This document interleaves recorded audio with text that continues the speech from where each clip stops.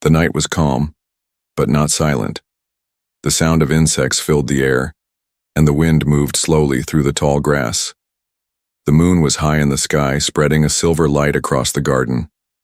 Everything looked peaceful, but he felt something strange in the air. He was used to walking in his garden at night. It was his habit. Sometimes he checked the plants. Sometimes he just enjoyed the silence. But tonight, his heart was restless. He could not explain why. It was as if the night was hiding a secret from him. The garden was large, full of vegetables, tomatoes, carrots, cucumbers, and corn. He had worked hard to grow them. Each seed was planted with care, each plant watered with patience. For him, the garden was not just food. It was life. It was peace. As he walked between the rows of plants, he suddenly stopped. His ears caught a sound. A rustle. Leaves moving, not because of the wind, but because of something else. His eyes narrowed, and his breath grew heavy. He whispered to himself, "What was that?" At first, he thought it might be a rabbit or a stray cat. Animals sometimes came to the garden, but this sound was different. It was heavier, slower, not the quick steps of a small animal. It was something bigger. He slowly turned his head and focused his eyes on the far corner of the garden. The moonlight was not strong there, and the shadows danced between the plants. For a moment he saw nothing, only darkness. But then, movement. A figure bent low, hands quickly pulling vegetables from the ground. His heart jumped. Someone was in his garden. Someone was stealing. Anger rose inside him. These vegetables were his hard work. Who dared to come here at night? He moved forward, his steps quiet but strong. His eyes fixed on the figure. As he came closer, the shape became clearer. It was not a man, not a child. It looked different. Thin arms, long fingers, clothes torn and dirty. The figure was tall, but weak, as if the body carried too much pain. He thought, maybe it's just a poor woman. But something inside told him it was not that simple. He reached into his pocket and pulled out his small flashlight. With a click, a beam of light cut through the shadows and landed directly on the figure. The figure froze. Slowly, it turned. And then he saw her face. His breath stopped for a moment. It was not the face of any human he had ever known. Her skin glowed faintly, almost silver in the moonlight. Her eyes were large, too large, filled with a strange sadness. Her cheeks were thin, her lips trembling. She looked like a woman, but not from this world. The flashlight shook slightly in his hand. Who are you?" he whispered. The woman did not run. She did not fight. Instead, she hugged the vegetables close to her chest as if they were treasure. Her voice was soft, broken, almost begging. "Please, don't hurt me," she said. He was shocked. The words were not perfect, but he understood them. She could speak. She could beg. His anger began to fade, replaced by confusion. Who was she? Why was she here? Why was she stealing from his garden? The woman's knees bent, and slowly she lowered herself to the ground. She looked weak, almost ready to collapse. Her glowing eyes lifted toward him and tears formed at the edge. "My children," she whispered. "They are hungry." The words cut into his heart. For a moment, silence filled the garden again. The man stood frozen, holding the flashlight, staring at the strange woman in front of him. His mind was a storm of questions. Children? What children? Was this real? Was he dreaming? But the truth was there, kneeling on the dirt, clutching stolen vegetables, begging for mercy. The night was no longer calm. The peace of the garden had been broken, and deep inside he knew nothing would ever be the same again. The flashlight beam stayed fixed on her. She did not blink, did not move. Only the faint silver glow of her skin made her look alive in the darkness. He tightened his grip on the flashlight, unsure whether to take a step forward or backward. She was strange, too strange to be human. And yet her trembling body, her soft voice, her tearful eyes, they felt painfully human. "Who are you?" he asked again, this time louder, his voice shaking. The woman pressed the vegetables against her chest as if they were her children. Her hands were long, thin, almost fragile. Dirt clung to her skin, but beneath the dirt there was a glow, like faint starlight under her flesh. I am sorry," she said slowly, each word heavy, broken, as if she had learned the language, only to beg for this moment. "I did not want to steal, but my children are hungry." The words pierced him deeper than he expected. He felt his anger melting, replaced with a heavy weight of confusion. Hungry children? Children of... what? Still, he stayed cautious. Children? Where? "Show me." At first she only shook her head. Fear covered her face, fear greater than the fear of being caught. It was the fear of losing something more precious.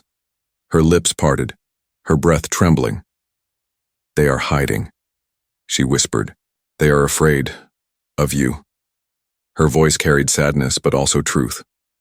He looked into her wide eyes, and for the first time, he saw not danger, not a thief, but a mother. He lowered the flashlight slightly, though his heart still raced. "Why my garden? Why come here?"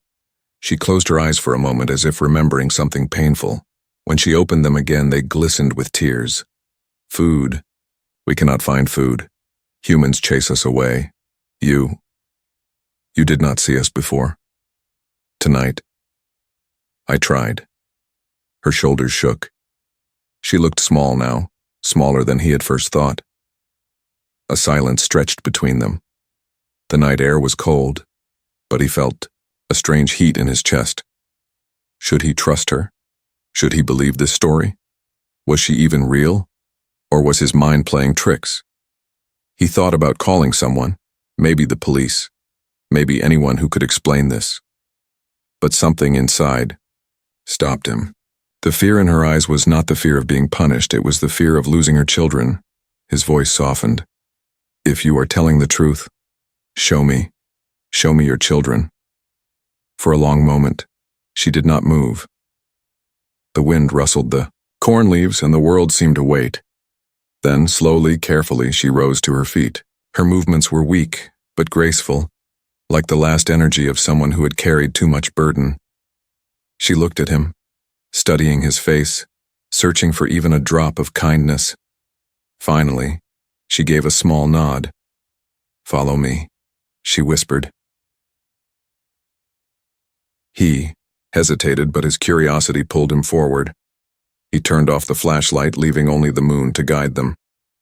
The garden looked like a silver sea under the night sky. She moved quietly, almost floating, her bare feet making no sound on the soil. They walked toward the dark edge of the forest, where the trees stood tall like silent guards. The air grew colder, and each step filled him with more tension. Was this a trap? Was she leading him into danger? But then he heard it, a soft whimper, a tiny cough, and then the faintest sound of a child crying. His chest tightened. He stepped closer, and in the shadows of the trees he saw them, 3 small figures crouched low, half hidden behind roots and bushes. Their eyes glowed faintly in the dark like tiny lanterns. Their bodies were thin, fragile, wrapped in torn cloth. They looked weak, almost sick, but their little faces were turned upward, watching their mother. The woman dropped to her knees beside them, gently placing the stolen vegetables on the ground. The children rushed forward, their hands shaking as they touched the food. Their soft voices, strange yet innocent, filled the silence with whispers he could not understand. He stood frozen, his breath caught in his throat. They were real, not a dream, not a trick. Real children, but not of this world. The woman looked back at him. Her eyes were wet, but there was a spark of hope in them now. "Do you see?" she whispered. "I did not lie." He swallowed hard. Everything inside him wanted to run, to escape this strange reality, but something stronger kept him rooted to the ground. He had seen hunger before, human hunger. and hunger looked the same, no matter where it came from. The children ate quickly, too quickly, as if afraid the food would vanish. Their small voices grew softer, calmer as they filled their empty stomachs. He watched in silence, 1,000 questions burning inside him. Who were they? Where did they come from? And why did fate bring them to his garden? But for now, only one truth mattered. They were hungry, and their mother had risked everything just to feed them. And for the first time he wondered, was he the intruder in their story, or were they the strangers in his? The forest was quiet, but not peaceful. The man stood still, his eyes locked on the strange children. They were small, fragile, and desperate. Their glowing eyes reflected the moonlight, making them look like tiny stars lost in the shadows. The mother sat close to them, her arms wrapping around the little ones as they ate the vegetables with shaking hands. Every bite looked like a battle won, a small victory against hunger. The man felt a weight in his chest. His anger was gone now, replaced with confusion and something he could not name. Fear, sympathy, both at once. He took a step closer. The dry leaves cracked under his foot. Instantly the children froze. Their glowing eyes widened and one of them hid behind the mother's arm. The woman lifted her hand, as if to shield them from him. "Please," she whispered, her voice trembling. "Do not hurt them." The man stopped. He raised both hands slowly, showing he carried no weapon. "I won't hurt them," he said quietly. "But you must tell me the truth. Who are you?" The woman lowered her head. For a long moment, she did not speak. The forest around them felt heavy, as if even the trees were listening. Finally, she lifted her face again. Her eyes glistened with tears. "My name. It does not matter," she said in broken words. "I am not from here. My home, gone. My people, gone." Her voice cracked. She pulled her children closer, kissing the top of their heads. "Only them. Only they remain. I cannot let them die." The man felt his throat tighten. He had seen poverty before, had seen hungry children in faraway towns, but this was different. These were not human children, yet their fear, their hunger, it looked no different. He shook his head. "If your people are gone, how did you come here?" The woman touched the small device she had hidden under her torn cloth. It was broken, its lights flickering faintly. She held it with care, like a piece of her soul. "Ship, crash," she said softly. "We were many. Now, only us. We hide, always hide. Humans, they fear us. They chase us. They want us gone." Her words fell like heavy stones in the man's heart. He imagined them wandering, hiding in shadows, searching for scraps, running from every human they met. It was a life without rest, without safety. The woman looked at him again. Her voice grew weaker, but her eyes shone with desperate fire. "I beg you, please, let us stay. Just for tonight. My children, they have not eaten in days. If they starve, they will die." The man's hands trembled. He wanted to speak, to ask more questions, but the sight of the children stopped him. Their small hands clutched the vegetables as if afraid someone might steal them back. One of them coughed weakly, and the sound pierced him like a blade. The woman's tears rolled down her cheeks. She lowered herself onto her knees, pressing her forehead to the cold earth. "I beg you, human, I am a mother. My children, they are innocent. Do not send us away. Do not call others. Please." The man stood frozen. He had never seen anything like this before. A creature from another world, kneeling in the dirt, begging not for power, not for money, but for food, for mercy. His mind raced. Should he believe her? Could this be a trick? Yet nothing about her seemed false. Her voice carried pain too deep to fake.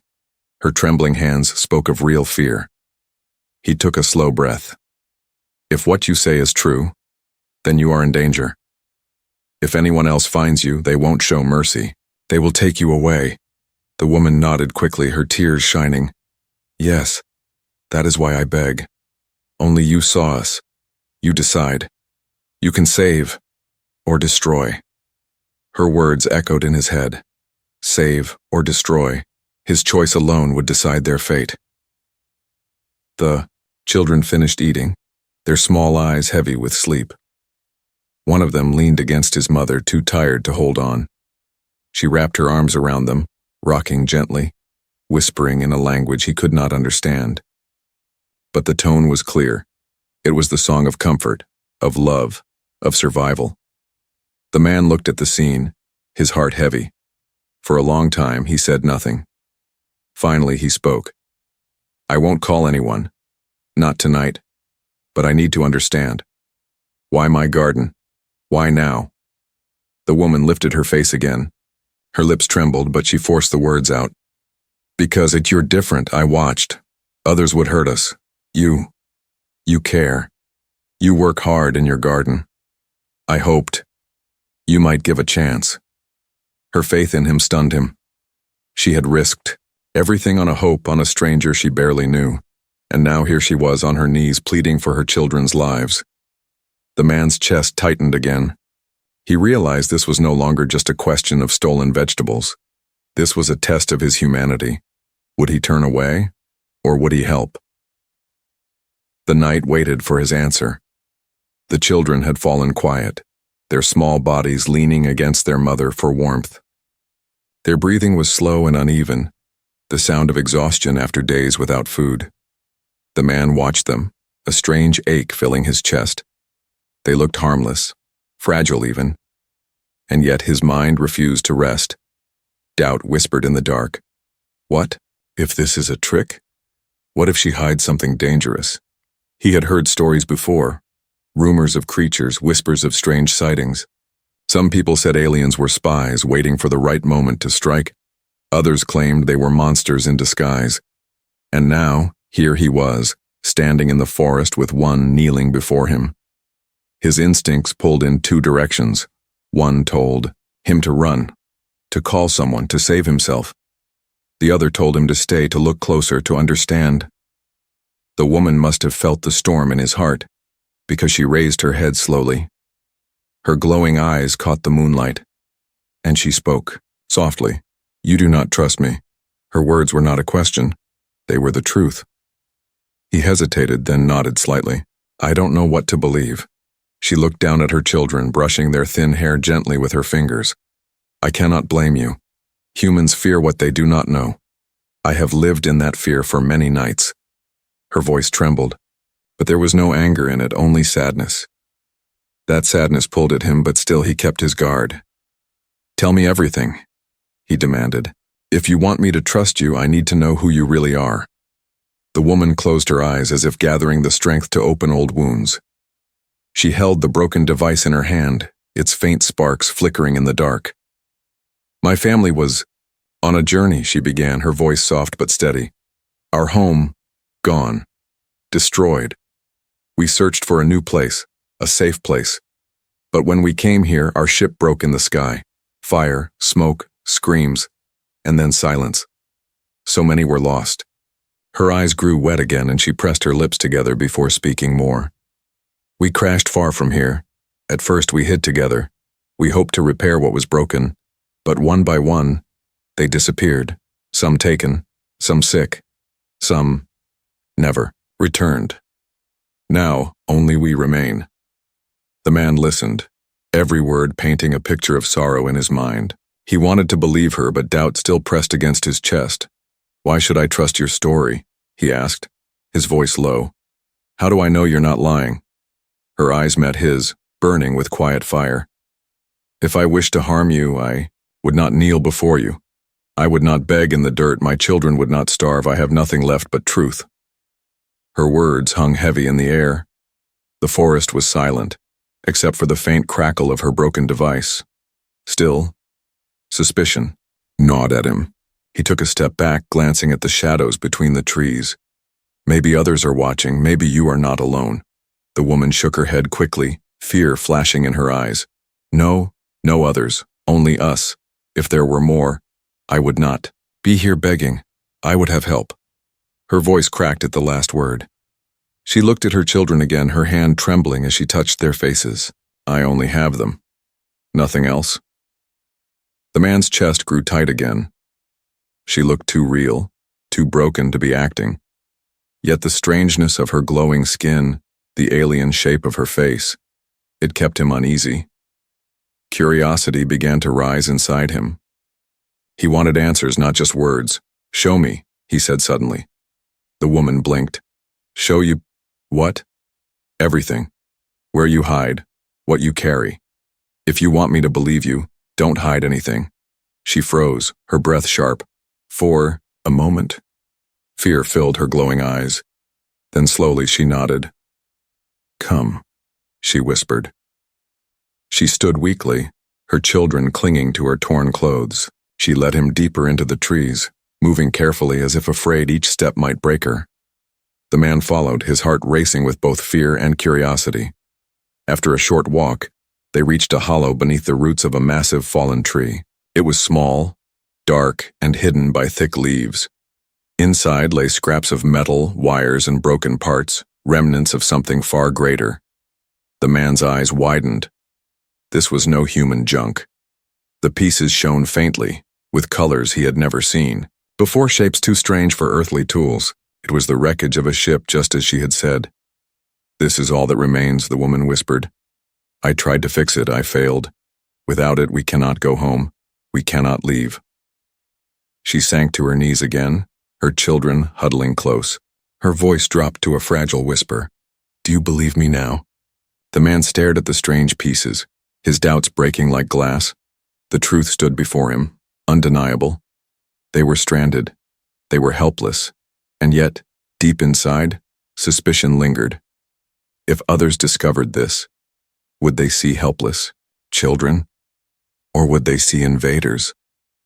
The man's heart pounded. He knew now. This secret was too heavy to share. The night had given him a choice, and every choice carried danger. The sound grew louder, filling the night with a low, metallic hum. It was not the sound of birds, not the wind, not anything natural. The man lifted his eyes to the sky and froze. Between the tall trees, sharp beams of white light cut through the darkness.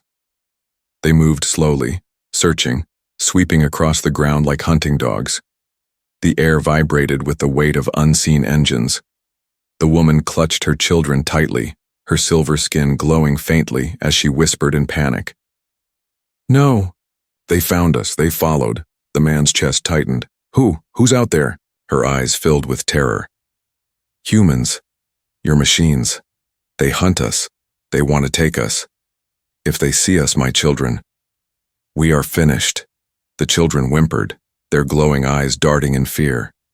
The smallest one buried his face against his mother's torn clothing, trembling as the light swept dangerously close to their hiding place. The man's pulse hammered. His mind raced. I should run, I should hide myself. But when he looked at the woman and her children, something stronger than fear held him in place. He had promised. He had decided.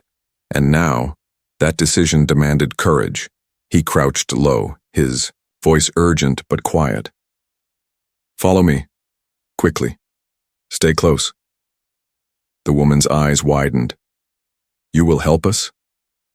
Yes, he said firmly, though his voice shook. But we must move. Now.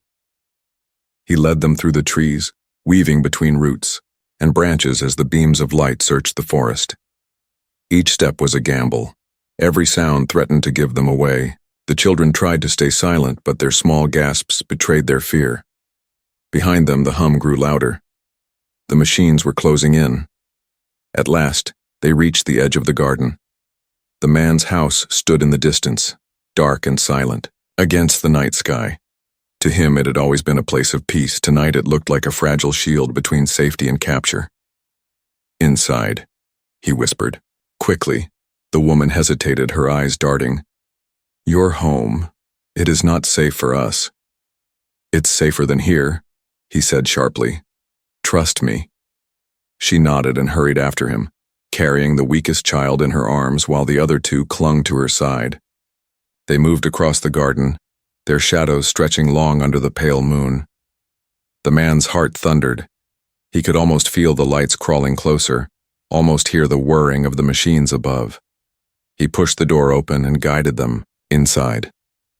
The moment the door shut, silence returned. The hum still echoed faintly outside, but the house walls muffled it. For a brief second, it felt like they had escaped. The children collapsed onto the floor, exhausted. The woman lowered her, head whispering a prayer in her strange tongue.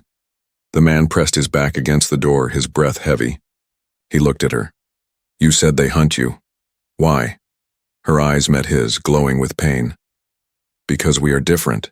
They fear us. They do not see children, only enemies. They want to use us, to study us, to destroy us." Her words chilled him. He imagined cold laboratories, cages, sharp instruments. He pictured the children torn from their mother's arms, treated not as lives, but as experiments. "No," he muttered, "I won't let that happen." But even as he spoke, a flash of white light cut through the window. A beam swept across the walls of his home. The machines were here. They were searching the house. The woman grabbed his arm, her voice desperate. "They will not stop. If they find us, they will kill us all. You must choose again." The man's heart pounded. He looked at the children, their frightened eyes reflecting the light that seeped through the cracks. He looked at the woman, her face trembling between hope and despair. The hum grew louder, the light brighter. Outside, footsteps, human footsteps this time, crunched across the garden. Voices carried through the air. They went this way. "Check the house." The man's blood ran cold. They were seconds away from discovery. He rushed to the back door, his mind spinning. Should he hide them in the cellar? Should he lead them out through the fields? Should he stand against the hunters, knowing he could never win? The woman's voice broke through his thoughts. "Please, save my children. Do not let them take them." Her words struck him harder than any weapon. "Save my children." The lights outside grew sharper. A shadow crossed the window. Someone was approaching the door. The man turned back to the woman. For a moment, their eyes locked. No words were needed. He knew what he must do. He motioned quickly. "Hide them, quickly, under the floor." She gasped but obeyed. She pulled up the wooden boards where he stored tools, creating a narrow space beneath. She guided her children inside, their small bodies curling into the darkness. She kissed, their foreheads whispering words of love. Then she looked at him one last time. Her eyes were full of trust and fear. The knock came at the door, loud, demanding. The man's heart slammed against his ribs. He stood frozen, staring at the door, the woman trembling beside him. The voices outside grew sharper. "Open up. We know you're in there?" The man closed his eyes for a moment, drawing in a shaky breath. He had chosen to help them. But now, his choice carried him into a storm he could not escape. The handle turned. The door began to creak open. And in that instant he realized nothing would ever be the same again. The wreckage glimmered faintly under the pale moonlight. Shards of twisted metal, wires that pulsed weakly with fading light, and fragments of something that once soared through the stars lay scattered beneath the fallen tree. The man's breath caught. This was no lie, no trick of imagination. It was real. Broken pieces of a machine that did not belong to Earth. His hand shook as he reached toward one of the fragments. The metal was smooth, colder than stone, and it hummed faintly beneath his fingertips. The sound was strange, like a heartbeat from another world. He pulled his hand back quickly, his pulse racing. The woman watched him silently, her children pressed close to her sides. Her glowing eyes reflected both fear and hope. She had shown him everything, her last secret. "This," he whispered, his voice unsteady. "This is your ship?" The woman nodded. "What is left of it?" Her words were slow, heavy with pain. Once it carried many, families, children, dreams. Now, only ruins. She held the broken device close to her chest. Sparks flickered, then died. She shook her head slowly, her lips trembling. This was our guide. Our path through the stars. Without it, we are lost. The man's eyes darted from the wreckage to the woman. Questions stormed inside him, colliding one after another. Why come here? Why Earth? Why my garden? The woman lowered her gaze, brushing dirt from her children's faces. We had no choice. Our world burned. Fire, war, hunger. We fled, hoping for a chance to live. Any chance. But here, humans do not welcome us. They chase us. They fear us. Her voice broke, and for the first time, her alien strength slipped away. She looked like nothing more than a mother, broken and tired, clutching her children against the cold. The man's chest tightened. He wanted to believe her, but doubt still whispered in his ear. What if she hides more? What if others will come? The woman seemed to sense his thoughts. She lifted her head, her eyes shining. You think I deceive you, but I have nothing left to hide. Look. She pulled the cloth from around her children, revealing their thin arms, their glowing skin stretched tight over fragile bones. They looked weaker than he imagined, their bodies trembling with hunger and sickness. My children, she whispered. They are not soldiers. They are not spies. They are only hungry. They need food. They need safety. Is that too much to ask? Her. Words cut through him like a blade. He stared at the children, their small hands clinging to her, their frightened eyes peeking at him. They were alien, yes, but their fear, their innocence, it felt human. He stepped closer, kneeling near the wreckage. The air around the strange metal felt heavy, almost electric.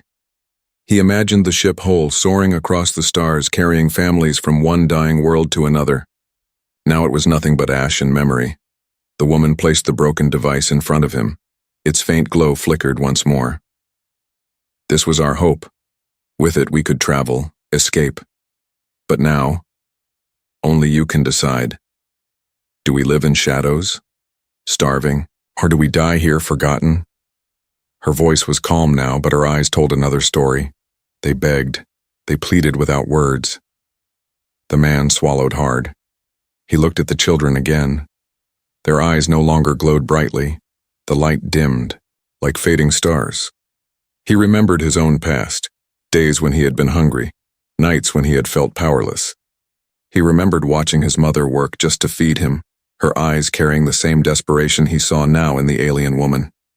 For a moment, time blurred. Hunger, fear, love, they were the same in every world. He looked at her and spoke quietly. If I help you, what then? What will happen? The woman's lips trembled. She whispered, Then you save lives. You give us one more day. One more chance. The man's hands clenched. His fear still lived inside him, whispering of danger, of discovery, of soldiers and scientists who would hunt them if they knew. But louder than fear was the sound of the children coughing, the sight of their trembling hands. He stood slowly, his shadow falling over the wreckage. His heart beat like a drum. He had seen enough. He knew the truth now. They were not enemies. They were survivors. But as this realization filled him, a darker thought crept in. If anyone else discovered them, if the wrong eyes saw this wreckage, the family would not survive. The secret was too big, too dangerous. And now, it was his to carry. The woman's eyes searched his face. Do you believe me? She asked softly. He met her gaze. For the first time, his answer carried no hesitation. Yes, he said. I believe you. But belief was only the beginning. The man stood still, the wreckage at his feet, the alien woman and her children huddled before him. The night pressed, close, heavy and silent, as if waiting for his answer.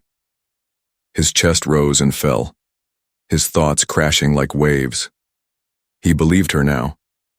He had seen the wreckage, heard the hunger in the children's cries, felt the truth in her trembling voice, yet belief was not enough. Belief would not feed them. Belief would not protect them when others came searching. His mind spun with questions. If I help them, what happens next? If others find out, will they take me too? Will they call me a traitor? Or worse, will they hurt this family? He stared at the woman. She sat quietly, her glowing eyes fixed on him, her children pressed against her sides. Their tiny bodies shivered in the cold, their thin arms wrapped around her as if she were the only shield they had left. Her lips parted and her voice came soft, almost breaking. You have seen us. You know our truth. Now, only you can decide. The words echoed inside him. Only you can decide. He turned away for a moment, his hands shaking. He looked back at his garden, the place he had built with years of hard work. It was his pride, his peace. And tonight, it had become the stage of something greater, something he had never asked for. He thought of his own past. He had once known hunger, the kind that left your stomach twisting and your eyes too heavy to open. He remembered his mother's hands, rough from work, placing a piece of bread in front of him even when she had none for herself. That memory struck him like lightning. He looked back at the alien children. Their glowing eyes were dim now, their bodies weak from days without food. Hunger knew no borders, no worlds, no species. Hunger was the same everywhere. He took a slow breath and finally spoke. I will help you. The woman gasped softly, her eyes widening with disbelief. For a moment she looked as if she could not trust her ears. You will? He nodded. But it won't be easy. If people find out, they will not show mercy. They will take you away. They will destroy what little you have left. I must be careful. Very careful. Tears slipped down her cheeks, glowing faintly in the moonlight. She bowed her head, pressing her forehead to the earth. Thank you. You are kind. You are different. The children clung to her, their small voices whispering sounds he could not understand. But the tone was clear. Relief. Hope. The first spark of safety they had felt in a long time. He walked back to his garden and returned with a sack of vegetables. The weight of it pulled on his shoulders, but he did not care. When he placed the sack before them, the children's eyes widened, their small hands trembling as they reached for the food. Eat slowly, he said gently. There is enough. The woman placed her hands over her heart. You save them. You save me. I will never forget. But even as warmth filled the moment, a shadow lingered in the man's heart. He knew this choice would change everything. By helping them, he had taken on a burden. If anyone saw, if anyone spoke, he would be trapped between two worlds, the human world that demanded fear, and this hidden world that begged for compassion. Still, as he watched the children eat, he knew he could not have chosen differently. To turn away would have been to kill them with his silence, and that he could never carry. The woman looked at him once more. Her voice was soft but steady now. You are not just human. You are hope. Her words cut deep, filling him with both pride and dread. He had given her hope, but at what cost? The forest was still, but his ears caught something faint, a sound far above. A low hum, steady, unnatural. He froze, his eyes darting to the sky. The woman's face paled. She clutched her children tightly, her eyes wide with terror. No, she whispered. Not now. Not them. The hum grew louder, a mechanical roar cutting through the silence. Lights flickered above the trees, scanning, searching. The night was no longer safe. The man's blood ran cold. His decision had been made, but now it was tested. He had promised to protect them. But could he? The woman's voice trembled, filled with fear. They found us. And with those words, the choice he had made turned into a battle he was not ready for.